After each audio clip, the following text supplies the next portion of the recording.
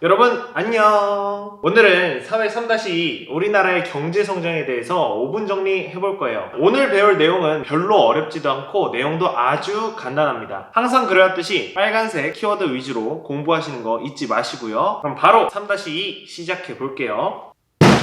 자, 파트 3 경제성장 과정입니다. 교과서로는 176쪽에서 186쪽까지의 내용을 담고 있습니다. 자, 이 파트의 주요 키워드로 꼽을 건 딱히 없지만 전체적인 흐름을 알고 가셔야 합니다. 우리나라의 경제성장은 6.25부터 생각하시면 됩니다. 왜냐하면 6.25 때 대부분의 토지가 황폐화되었으니까요. 따라서 6.25 그리고 1950년대 주요 산업은 농업과 어업입니다. 그냥 벼농사 짓고 바다에서 물고기 잡고 하는 것 말고는 별로 할 게 없었어요. 일단 먹고 살아야죠. 그 다음 1960년대로 넘어가면 전공업이 발달합니다. 신발공장, 가방공장 등이 많이 생깁니다. 혹시 애니메이션 검정고무신을 보면 나오는 신발공장 얘기나 양말공장 혹은 가발공장 이야기가 주로 이 시대 때 이야기란 것을 알 수 있습니다. 1970년대로 가면 아주 크고 무거운 중화공업이 발전하기 시작합니다. 중화공업의 대표주자로는 철을 만드는 철강, 또 배를 만들어 파는 조선, 그리고 원유를 들여와서 여러가지 제품화하는 석유화학공업이 있겠습니다. 1980년대로 넘어가선 자동차 산업, 또 기계 산업, 전자 산업 등이 발전하기 시작합니다. 자, 1990년대가 돼서야 우리한테 조금은 익숙한 이야기들이 나오죠. 바로 반도체란 것을 만들어서 수출하게 되는데 이 반도체는 지금도 우리나라의 가장 큰 수출품 중 하나라고 생각하시면 됩니다. 또 추가로 정보통신 산업도 이때 발전하기 시작하죠. 드디어 2000년대부터 지금까지의 이야기가 나옵니다. 2000년대 이후에선 서비스업이라고 사람이 사람을 상대하는 산업이 발전하기 시작합니다. 대표적인 산업으로는 관광산업과 문화산업이 있겠죠. 특히 각종 드라마, 예능을 해외에 수출하기도 하고 또 우리나라의 문화, 즉 한류 열풍이 주를 이루기도 합니다. 한류의 대표주자인 가수 싸이를 비롯해서 요즘에 방탄소년단까지 아주 우리나라의 문화를 널리 펼치고 있죠. 아주 자랑스럽습니다. 자, 이렇게 간단하게 우리나라의 경제성장 과정에 대해서 알아보았는데요. 중요한 것은 우리나라의 경제성장을 쭉 보시면 특징이 있습니다. 뭐냐 하면 굉장히 급격하고 또 빠른 성장을 했다는 것입니다. 이런 급격한 성장이 좋은 점도 있지만 또 그에 따른 문제점들도 동반하고 있습니다. 바로 그 이야기가 다음 파트인 파트 4에 나오는 이야기니까요. 바로 넘어가 보도록 하죠.